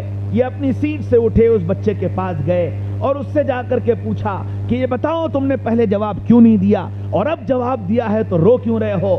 وہ بچہ کہنے لگا استاد جی میری امی کو اور میرے ابو کو محمد رسول اللہ صلی اللہ علیہ وسلم سے بہت پیار ہے، بہت پیار ہے، اور میرے ابو کا انتقال ہو گیا۔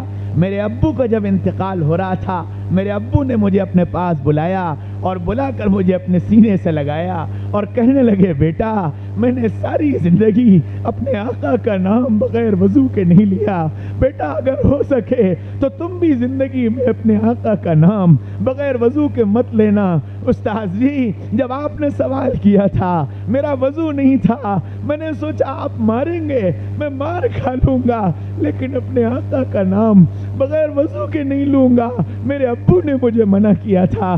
استاد جی انٹرول ہو گیا، مجھے وضو کرنے کا موقع مل گیا، میں وضو کر کے آ گیا، اس لیے میں نے آپ کے سوالوں کا جواب دے دیا۔ اور پھر اس نے ہاتھ جوڑ کر کہا استاد جی آپ کی رسوائی ہو گئی، مجھے بہت شرمندگی ہے، لیکن میں کیا کروں، میرے ابو نے ایک بات اور کہی تھی بیٹا کچھ بھی کرنا کبھی اپنی نبی کی شان میں گستاخی مت کرنا. آپ نے جو نعت یاد کرائی تھی، نبی اتنے بڑے، میں اتنا چھوٹا، میں انہیں والا کیسے کہتا، اس لیے میں نے اسے والے کر دیا تھا. استاد جی مجھے معاف کر دیجئے گا. استاد کی آنکھوں سے آنسو بہنے لگے. استاد نے اپنی باہیں پھیلائیں اور بچے کو سینے سے لگایا. کہا بیٹا محبت کیا ہوتی ہے یہ ہم جانتے ہی نہیں. غلطی تیری نہیں، غلطی ہماری ہے، ہمیں پتہ ہی نہیں ہے محبت کیا ہوتی. ہاں میرے بھائیو، دوستو، عزیزو، بزرگو، ہم نے محمد رسول اللہ صلی اللہ علیہ وسلم کی محبت اپنے بچوں کے دلوں میں نہیں اتاری. اور کیسے اتارتے؟ ہم خود محبت سے خالی، ہم خود محبت سے خالی. تعارف وہ کرائے جو جانتا ہو. صحابہ نے محمد رسول اللہ صلی اللہ علیہ وسلم کو جانا تھا، پہچانا تھا، اپنی نسلوں کو محمد رسول اللہ صلی اللہ علیہ وسلم کا تعارف کرایا تھا. ہماری تمہاری ذمہ داری ہے کہ ہم حضرت محمد صلی اللہ علیہ وسلم کا اپنے بچوں کو تعارف کرائیں کہ آپ کا مقام کیا ہے، آپ کس شان والے ہیں. ایک چھوٹی سی شان میں آپ کو سناتا ہوں. اللہ تعالیٰ نے قرآن نازل کیا، اللہ تعالیٰ نے قرآن نازل کیا، اور قرآن نازل ہوا الف با تا سا جیم ہا خا دال زال را زا سین شین صاد ذات سے لے کر یا تک جو حروف ہیں، ان حروف سے مل کر قرآن نازل ہوا. اللہ تعالیٰ نے جب یہ حروف بنائے تو ان حروف نے محمد رسول اللہ صلی اللہ علیہ وسلم کی آمد کی اطلاع دی. الف کو بنایا، الف بولا احمد آ گئے. با کو بنایا، با نے کہا بشیر آ گئے. تا کو بنایا، تا نے کہا تنویر آ گئے. سا کو بنایا، سا نے کہا ثاقب آ گئے. جیم کو بنایا، جیم نے کہا جمیل آ گئے. ہا کو بنایا، ہا نے کہا حبیب آ گئے. خا کو بنایا، خا نے کہا خاتم المرسلین آ گئے. دال کو بنایا، دال نے کہا داعی اللہ آ گئے. زال کو بنایا، زال نے کہا زکی آ گئے. را کو بنایا، را نے کہا رحمت للعالمین آ گئے. زا کو بنایا، زا نے کہا زائر بیت اللہ آ گئے. سین کو بنایا، سین نے کہا سید آ گئے، سعید آ گئے. شین کو بنایا، شین نے کہا شاہد آ گئے، شہید آ گئے. صاد کو بنایا، صاد نے کہا صادق آ گئے، صابر آ گئے. ذات کو بنایا، ذات نے کہا ضامن آ گئے. تا کو بنایا، تا نے کہا طیب آ گئے، طاہر آ گئے، طہا آ گئے. ذا کو بنایا، ذا نے کہا ظاہر آ گئے. عین کو بنایا، عین نے کہا عادل آ گئے. غین کو بنایا، غین نے کہا غیور آ گئے. فا کو بنایا، فا نے کہا فاتح آ گئے. قاف کو بنایا، قاف نے کہا قاسم آ گئے. کاف کو بنایا، کاف نے کہا کریم آ گئے، کلیم آ گئے. لام کو بنایا، لام نے کہا لعیق آ گئے. میم کو بنایا، میم نے کہا محبوب آ گئے، محمود آ گئے. نون کو بنایا، نون نے کہا ناصر آ گئے. واو کو بنایا، واو نے کہا ولی آ گئے. ہا کو بنایا، ہا نے کہا ہاشمی آ گئے. حمزہ کو بنایا، حمزہ نے کہا امین آ گئے. آخر میں یا بچی، وہ بھی پکار اٹھی، اے لوگو سنو یاسین آ گئے، یتیم آ گئے صلی اللہ علیہ وسلم. تعارف کراؤ، بچوں کو بتاؤ کہ ہم کس نبی کے امتی ہیں اور وہ نبی کس شان والا ہے، اس نبی کا مقام کیا ہے. جانوروں کے ہاں تعارف نہیں کرایا جاتا کہ تمہارے بڑے کون تھے. جانوروں کے یہاں بڑوں کے تذکرے نہیں ہوتے. بادشاہوں کے یہاں تذکرے ہوتے ہیں کہ تم فلاں کے شہزادے، تمہارا باپ فلاں بادشاہ، تمہارا باپ فلاں بادشاہ، تمہارا باپ فلاں بادشاہ، تم اس کی نسل سے ہو، تم کو بھی یہ بننا ہے. یہ انسانوں کے یہاں تذکرے ہوتے ہیں. ہم کون ہیں فیصلہ ہمیں کرنا ہے. ہم کس کے بن کر جی رہے ہیں، ہم کس جیسا بننا چاہتے ہیں. دو کلچر ہیں، دو تہذیبیں ہیں جو دنیا کے سامنے ہر وقت چل رہی ہیں، اور انسانوں کو اختیار دیا گیا ہے فیصلہ تم کرو، تم جانوروں والی تہذیب اختیار کر کے دنیا میں جینا چاہتے ہو یا تم اللہ اور اس کے رسول کی بنائی ہوئی تہذیب کو اختیار کر کے دنیا میں جینا چاہتے ہو۔ تم جو سمجھو گے ہم تمہارا شمار اسی میں کر لیں، پھر تم کو وہی اچھا لگنے لگے گا، پھر تم کو وہی اچھا لگنے لگے گا۔ ناچنا گانا اچھا لگنے لگے گا، پاکی ناپاکی کا کوئی فرق نہیں رہ جائے گا۔ جانوروں کے یہاں حلال اور حرام کی کوئی تمیز نہیں ہوتی، کیا حلال ہے کیا حرام، کیا کھانا کیا نہیں کھانا۔ انسانوں میں فرق ہوتا ہے، تہذیب ہوتی ہے، کیا کھانا ہے کیا نہیں کھانا ہے، کیا حلال ہے کیا حرام ہے۔ جانور ہو اس لیے جو چاہے کھا لو، سود پر لے کر کھا لو، سٹے کا کھا لو، جوئے کا کھا لو، لوٹ کر کھا لو، ہاں لاٹری کا کھا لو، جس چاہے کا کھا لو، کوئی فرق نہیں پڑتا۔ جانور ہو، پیٹ بھرنا چاہیے۔ اور اسلام محمد رسول اللہ کی تہذیب، محمد رسول اللہ کی تہذیب یوں فرمایا یمحق اللہ الربا ویربی الصدقات، سنو سود کو مٹا کر رکھ دوں گا، صدقات کو بڑھاؤں گا۔ یا ایھا الذین آمنوا اتقوا اللہ وذروا ما بقی من الربا، اے ایمان والوں اللہ سے ڈرو اور اپنے کو سود سے بچاؤ۔ فإن لم تفعلوا فأذنوا بحرب من اللہ ورسولہ، اور اگر تم نے اپنے آپ کو سود سے نہ بچایا تو پھر سن لو اللہ اور اس کے رسول کا تم سے اعلان جنگ ہے۔ تم اگر انسان ہو، تم محمد رسول اللہ کے تہذیب پر چلنا چاہتے ہو تو پھر پہچانو کیا کھانا ہے کیا نہیں کھانا، کیا حلال ہے کیا حرام ہے، کیا جائز ہے کیا ناجائز ہے۔ اور جانور ہو تو اختیار ہے تمہیں، تم جانور ہو تو جانوروں کی سوچ یہ ہے میرا جسم میری مرضی، جانوروں کی سوچ ہے یہ میرا جسم میری مرضی، جو چاہے میں کروں، جیسے چاہے میں کروں، جہاں چاہے جاؤں، جس کے پاس چاہے لیٹوں، جس کے پاس چاہے رات گزاروں، جس کے پاس چاہے دن گزاروں، میرا جسم میری مرضی۔ محمد رسول اللہ کی تہذیب پر اگر چلو گے تو محمد رسول اللہ نے یہ بتایا ہے یا ایھا الناس اتقوا، یا ایھا الناس اتقوا ربکم الذی خلقکم من نفس واحدہ، اس رب سے ڈرو جس نے تم کو پیدا کیا ہے۔ تم اللہ کے بندے ہو، تمہارے جسم پر تمہارا اختیار نہیں، یہ رب کا بنایا ہوا ہے، رب کی مرضی کے مطابق اسے استعمال کرنا۔ آنکھ استعمال کرو، کیسے؟ قل للمؤمنین یغضوا من ابصارہم، ایمان والوں سے کہیے نگاہیں نیچی رکھا کریں۔ کانوں کو استعمال کرو، آنکھوں کو استعمال کرو، دلوں کو استعمال کرو، کیسے؟ ان السمع والبصر والفؤاد کل اولئک کان عنہ مسئولا، کہ آنکھ کان زبان دل اس خیال کے ساتھ ان کا استعمال کرنا کہ اللہ کے سامنے مجھے کھڑے ہو کر اس کا جواب دینا۔ میرے بھائیوں، دوستوں، عزیزوں، بزرگوں، یہ دو کلچر ہیں، یہ دو تہذیبیں ہیں، یہ دو طریقے زندگی ہیں جو میرے تمہارے سامنے کھلی کتاب کی طرح رکھے ہوئے ہیں۔ ہر ایک کو فیصلہ کرنا ہے۔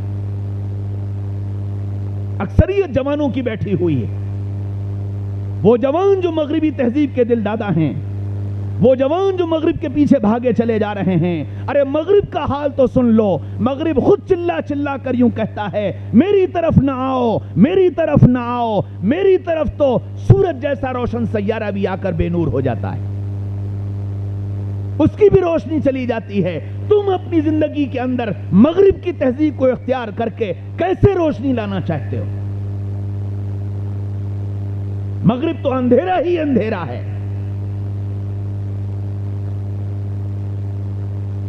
محمد رسول اللہ کی طرف آؤ جو مشرق وسطی میں پیدا ہوئے ہیں، جہاں نور ہی نور ہے، جہاں روشنی ہی روشنی ہے، اس طریقے کو اختیار کرو۔ اس میں اللہ نے عزت رکھی، اس میں اللہ نے کامیابی رکھی۔ میرے بھائیوں، میرے بھائیوں، میرے بھائیوں، میں آپ سب سے اللہ کا واسطہ دے کر خوشامد کرتا ہوں اس بات کی کہ تم مغرب کی تہذیب کو چھوڑ کر اسلام کی تہذیب کو اختیار کر لو، محمد رسول اللہ کے غلام بن جاؤ۔ اللہ برکتوں کے، چین کے، سکون کے، عزت کے، عافیت کے دروازے تمہاری زندگیوں میں کھول دے گا۔ یہ وعدہ ہے اللہ کا، یہ وعدہ ہے رسول اللہ کا۔ اس طریقے کو اختیار کرو۔ میں اتنی دور سے آپ کے پاس آیا ہوں، میں تقریر کرنے نہیں آیا، میں تقریر کا آدمی نہیں ہوں، نہ مجھے تقریر کرنی آتی، میں تو ڈاکیا ہوں، ڈاکیا ہوں، پیغام لایا، اپنا نہیں، اللہ اس کے رسول کا پیغام لایا، اللہ اس کے رسول کا پیغام لایا۔ سوچو، ذرا آنکھ بند کر کے سوچو کہ کوئی آ کر کے تمہارے دروازے پر یوں کہے کہ مجھے محمد الرسول اللہ صلی اللہ علیہ وسلم نے تمہارے پاس بھیجا ہے، کیا تم اسی طرح غفلتوں کے ساتھ اس کی بات سن کر انسنی کر دو گے؟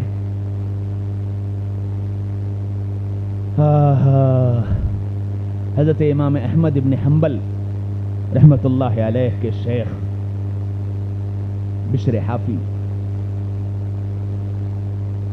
بشر حافی، بشر حافی کیسے بنے؟ ایک زمانہ وہ تھا جب بشر حافی بہت بڑے شرابی تھے اور ہر وقت نشے میں دھت رہتے تھے۔ ایک دن اپنے گھر سے نکلے اور شراب خانے جا رہے تھے، سڑک کے کنارے ایک کاغذ کا پرچہ نظر آیا، آدھا نالی میں تھے، آدھا نالی میں تھا اور آدھا اوپر تھا۔ اس کاغذ کے ٹکڑے کو دیکھ کر رکے، اس کو غور سے دیکھا تو اس پر اللہ کا نام لکھا تھا۔ ٹھہر گئے، دائیں دیکھا، بائیں دیکھا، سامنے دیکھا، کوئی نظر نہیں آیا، کچھ سمجھ نہیں آیا۔ اپنا کرتا اتارا اور کرتا اتار کر اس کاغذ کو اٹھایا۔ جب کاغذ اٹھا رہے تھے تو کسی نے دیکھ لیا، پوچھا بشر یہ کیا کر رہے ہو؟ یہ کاغذ کا ٹکڑا پڑا ہے، اسے اٹھا رہا ہوں۔ تو کاغذ کا ٹکڑا جو نالی میں ہے اس کو اٹھانے کے لیے اپنا کرتا؟ کہنے لگے ہاں، اس پر میرے اللہ کا نام لکھا ہے اور پتہ نہیں میرے ہاتھ پاک ہیں کہ نہیں، میں نے سوچا کہ اس کو اپنے کپڑوں سے اٹھا لوں تاکہ اللہ کے نام پر میرے ناپاک ہاتھ نہ لگ جائیں۔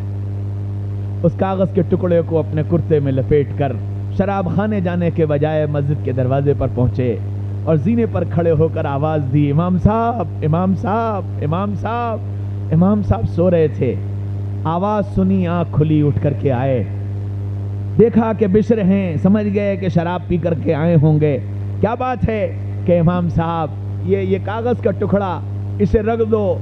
وہ بھی یہ سمجھے کہ نشے میں ہے، پتہ نہیں کیا اٹھا لایا۔ تو کہنے لگے کیا ہے؟ کہ اس کاغذ کے ٹکڑے پر میرے اللہ کا نام ہے، اسے اونچی جگہ پر رکھ دو۔ امام صاحب نیچے آئے، وہ کاغذ کا ٹکڑا لیا، ایک اونچی جگہ پر رکھ دیا۔ بشر حافی زینے سے اترے، شراب خانے کی طرف چلے گئے اور یہ امام صاحب اپنے کمرے میں چلے گئے اور جا کر پھر لیٹ کر سو گئے۔ وہ جا کر شراب پینے لگے اور یہ سو گئے۔ سوتے میں جناب رسول اللہ صلی اللہ علیہ وسلم کی زیارت ہوئی۔ فرمایا جاؤ جاؤ میرے دوست کو لے کر کے آؤ، میرے دوست کو لے کر کے آؤ۔ پوچھا کون دوست؟ فرمایا وہ بشر حافی جو تمہیں کاغذ کا ٹکڑا دے کر گیا تھا، وہ میرا دوست ہے، جاؤ اسے جا کر لے کر آؤ۔ امام صاحب کی آنکھ کھلی اور دوڑتے بھاگتے ہانپتے کانپتے شراب خانے پر پہنچے۔ اب جو امام صاحب نے زینوں پر قدم رکھا تو جتنے اندر شراب پینے والے تھے، کوئی ادھر بھاگا، کوئی ادھر بھاگا، کوئی اس دروازے سے، کوئی اس دروازے سے، لیکن بشر حافی نشے میں اتنے مدہوش ہو چکے تھے کہ انہیں کچھ پتہ نہیں چلا، وہ اپنے نشے میں دھن بیٹھے تھے۔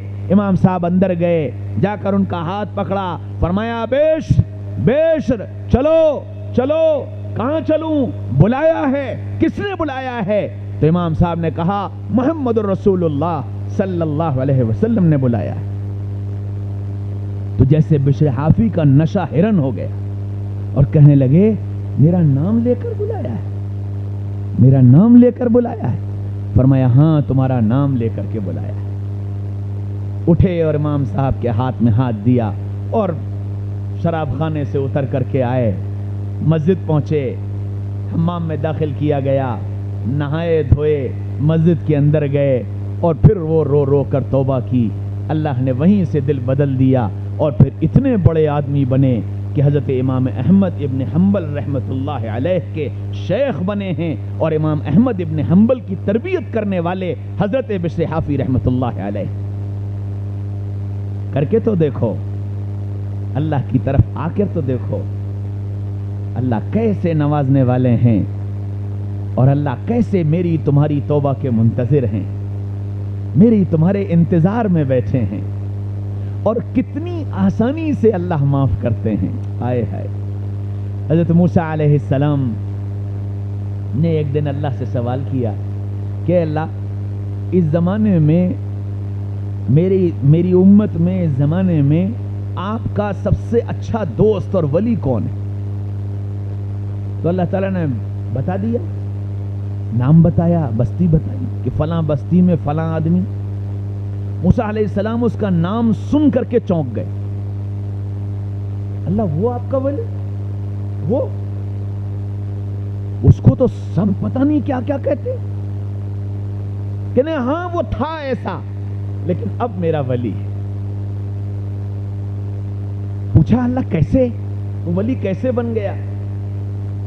تو اللہ تعالیٰ نے پھر موسیٰ علیہ السلام کو پوری کہانی سنائی کہ وہ اپنے بیٹے کو لے کر کے رات کو کہیں جا رہا تھا، تو چلتے چلتے بیٹے نے اپنے باپ سے پوچھا کہ ابا ستاروں سے بڑی بھی کوئی چیز ہے؟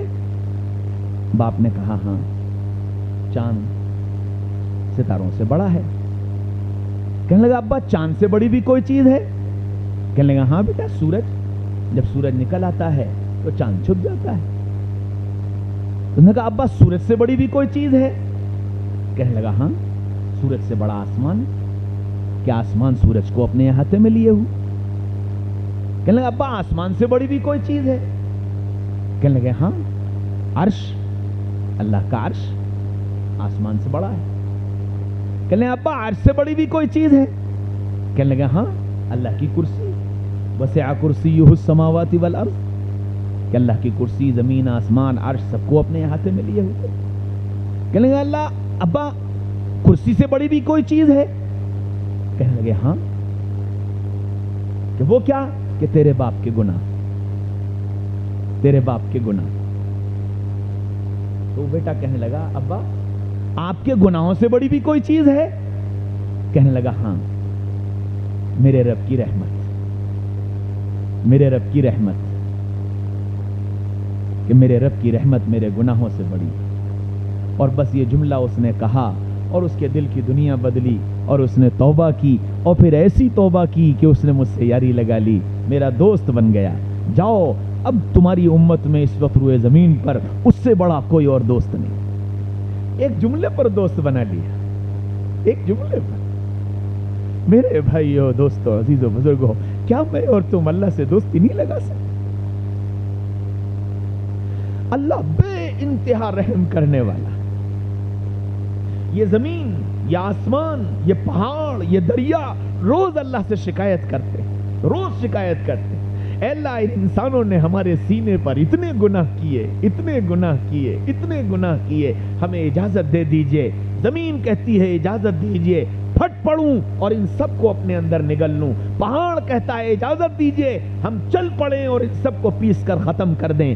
دریا کہتا ہے اجازت دیجئے ابل پڑیں اور ان سب کو سمیٹ لیں، اور اللہ جواب میں کہتا ہے او زمین، او پہاڑ، او دریا، یہ تمہارے بندے ہیں، تم نے ان کو پیدا کیا ہے کہ نہیں اللہ؟ نہ ہم نے ان کو پیدا کیا، نہ یہ ہمارے بندے ہیں، پیدا بھی آپ ہی نے کیا، بندے بھی آپ ہی کے ہیں۔ فرمایا کہ اے زمین، اے پہاڑ، اے دریا، اگر یہ تمہارے بندے ہیں اور تم نے ان کو پیدا کیا ہے تو تمہیں اجازت ہے، پھٹ پڑو، چل پڑو، ابل پڑو اور ان سب کو سمیٹ کر ختم کر دو، میں تم سے کچھ نہیں کہوں گا۔ اور اگر یہ تمہارے بندے نہیں اور تم نے نہیں پیدا کیا، یہ میرے بندے ہیں، میں نے انہیں پیدا کیا ہے، تو میں تو ان کے انتظار میں بیٹھا ہوں، کبھی تو توبہ کریں، کبھی تو توبہ کریں، کبھی تو توبہ کریں۔ اور یوں فرمایا کہ موت سے پہلے بھی اگر توبہ کر لے گا تو میں اس کی توبہ کو قبول کر لوں گا. اور اتنے معاف کرنے والے کہ ایک گناہ 100 مرتبہ کرے اور 100 مرتبہ یہ کہے کہ معاف کر دو تو کبھی پلٹ کر نہیں کہتا پھر تو نہیں کرو گے، پھر تو نہیں کرو گے، بلکہ ادھر نکلتا ہے معاف کر دے، ادھر کہتا ہے جا معاف کیا، جا معاف کیا، جا معاف کیا. اتنے کریم رب سے معافی نہ مانگنا، اتنے کریم رب سے توبہ نہ کرنا، اپنے دل کو بدلنے کا فیصلہ نہ کرنا، اپنی زندگی کو بدلنے کا فیصلہ نہ کرنا. میرے بھائیوں میرے بھائیوں میرے بھائیوں، اس سے بڑی محرومی کیا ہو سکتی؟ یہ اتنا بڑا مجمع، یہ اتنا بڑا مجمع اگر اس وقت اللہ سے اپنے دل سے پکار کر کہہ دے گا اللہ جو گزری سو گزری، آج تو معاف کر دے، خدا کی قسم اگر سچے دل سے کہہ دو گے اللہ یہاں سے پاک صاف کر کے اٹھا لے، پاک صاف کر کے اٹھا لے، اور خدا کی قسم یہ جلسہ کامیاب ہو جائے. اس لیے میرے بھائیوں میرے بھائیوں میرے بھائیوں، میں آپ سب کے سامنے جھولی پھیلا کر بھیک مانگتا، اپنے اللہ کو راضی کر، اپنے اللہ کو راضی کر لو، اپنے اللہ سے صلح کر لو.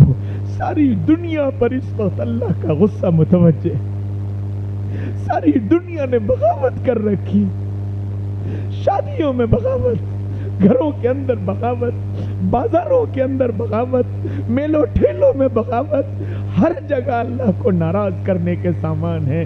ارے اتنے ہی مجمع اگر راضی کر لے گا تو وہ اتنے کریم ہے کہ پیار کی نگاہ ڈال دے، وہ اتنے کریم ہے کہ پیار کی نگاہ ڈال دے.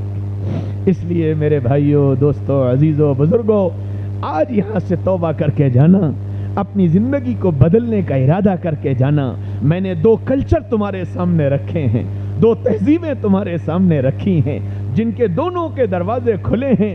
فیصلہ تمہیں کرنا ہے کہ میں اپنے کو شہزادہ بنا کر زندگی گزاروں یا میں اپنے کو جانور بنا کر زندگی گزاروں. اس کا فیصلہ تمہیں کرنا ہے. اللہ مجھے تمہیں شہزادہ بن کر جینے کی توفیق دے دے، اور محمد الرسول اللہ صلی اللہ علیہ وسلم کا سچا عشق عطا فرما دے، اور اپنے رب کو راضی کر کے اس کی رضا میں راضی رہنے والا بنا کر زندگی گزارنے والا بنا دے. اللہ مجھے بھی اور تمہیں بھی کہنے سننے سے زیادہ عمل کرنے کی توفیق نصیب فرما دے.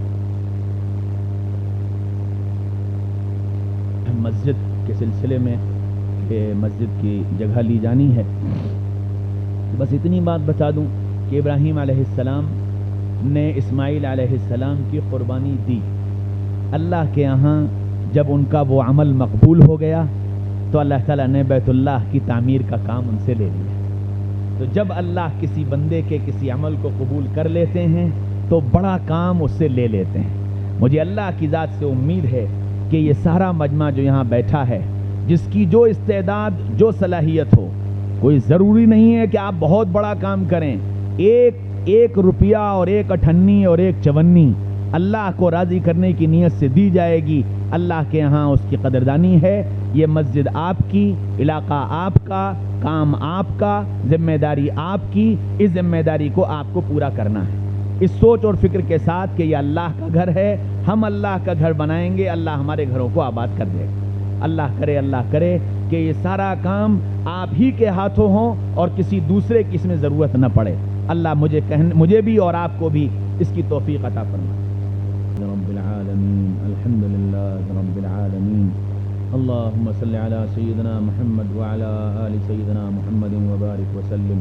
اللہم صلی علی سیدنا محمد وعلی آل سیدنا محمد وبارک وسلم. اللہم صلی علی سیدنا محمد وعلی آل سیدنا محمد وبارک وسلم. الہکم الہ واحد لا الہ الا هو الرحمن الرحیم. وعنت الوجوہ للحی القیوم یا احد الصمد الذی لم یلد ولم یولد ولم یکن له کفوا احد. یا ارحم الراحمین، یا مالک الملک، یا قاضی الحاجات، یا دفع البلیات، لا الہ الا انت سبحانک انا کنا من الظالمین. ربنا ظلمنا انفسنا وان لم تغفر لنا وترحمنا لنكونن من الخاسرین. ربنا لا تزغ قلوبنا بعد إذ هديتنا وهب لنا من لدنك رحمة إنك أنت الوهاب.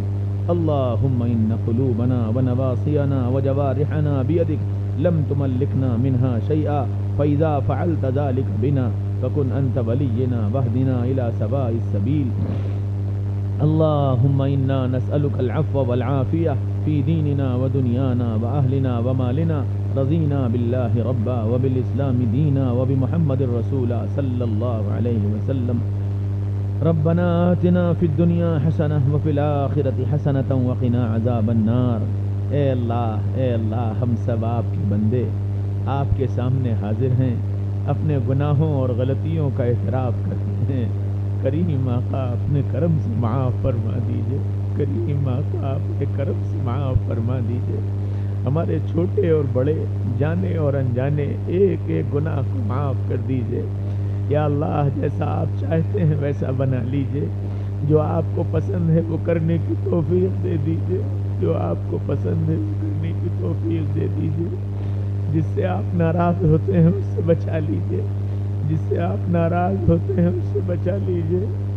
اے اللہ آپ نے کرم فرمایا، زندگی کے نہ جانے کتنے پاپوں کو اور کتنے گناہوں کو ستاری کی چادر میں ڈھانپ دیا اور کسی کو پتہ نہیں چلنے دیا۔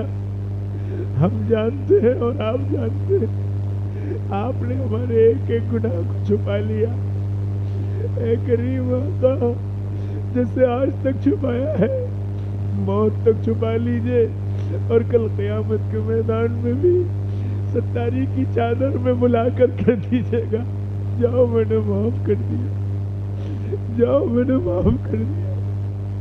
اے اللہ ورنہ زندگی تو اس لائق بھی نہیں ہے کہ کوئی نگاہ اٹھا کر کے بھی دیکھے۔ اے اللہ اگر ہماری زندگی کی گندگیاں لوگوں کو پتہ چل جائے تو ہمارا نام لینا بھی پسند نہیں کریں گے، ہماری طرف دیکھنا بھی پسند نہیں کریں گے۔ اے کریم آقا تیرا کس طرح شکر ادا کریں؟ ہمارے پاس نہ شکر کرنے والی زبان ہے نہ شکر کرنے والا دل ہے۔ اے اللہ جیسے آج تک تو نے فضل فرمایا ہے، اے اللہ موت تک یہ فضل فرما دے اور ایمان پر موت عطا فرما دے، اپنی رضا والی موت عطا فرما دے۔ یا اللہ ہر خیر کے ساتھ مقدر فرما، ہر شر سے عافیت کے ساتھ حفاظت فرما۔ یا اللہ یہ اتنا بڑا مجمع بیٹھا ہے، یا اللہ اس نے توبہ کی نیت کی ہے، اس نے توبہ کی نیت کی ہے۔ اے میرے اللہ ان سب کی توبہ قبول فرما لے، توبہ قبول فرما لے، توبہ قبول فرما لے، اچھی اور سچی زندگی گزارنے کی توفیق دے دے۔ یا اللہ شہزادہ بن کر جینے کی توفیق دے، شہزادہ بن کر جینے کی توفیق دے۔ اے اللہ اپنے نبی کی ایک ایک سنت کا پیار عطا فرما، ایک ایک سنت کا شوق عطا فرما۔ اے اللہ اپنے کرم سے نبی والے طریقے پر چلنا آسان فرما۔ یا اللہ ہمارے یہاں آنے کو قبول فرما، کہنے سننے کو قبول فرما۔ یا اللہ جن لوگوں نے اس مجلس کو منعقد کیا انہیں قبول فرما، خدمت کرنے والوں کو قبول فرما۔ یا اللہ کام کرنے والوں کو قبول فرما۔ یا اللہ آپ راضی ہو جائیے، آپ راضی ہو جائیے، آپ راضی ہو جائیے، آپ راضی ہو جائیے۔ ہم جانتے ہیں کہ ہم اس لائق نہیں ہیں کہ آپ سے رضا کی بھیک مانگیں، لیکن آپ ہی بتائیے ہم کہاں جائیں، ہم کہاں جائیں، کس سے کہیں؟ آپ کے علاوہ ہمارا کوئی نہیں اللہ، آپ کے علاوہ ہمارا کوئی نہیں اللہ۔ میرے پیارے اللہ معاف کر دیجئے، میرے پیارے اللہ اپنے مقبول بندوں میں شامل فرما لیجئے، اپنے مقبول بندوں میں شامل فرما لیجئے۔